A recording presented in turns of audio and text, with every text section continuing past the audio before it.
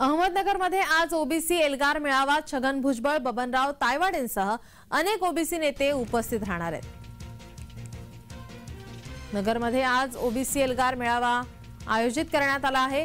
या मेळाव्याला भुजबळ, बबनराव तायवाडेंसह अनेक ओबीसी नेते उपस्थित राहणार आहेत। याचा आढावा घेतलाय आमचे नगरचे प्रतिनिधी स्वप्नील झोडगे यांनी। पाहूया।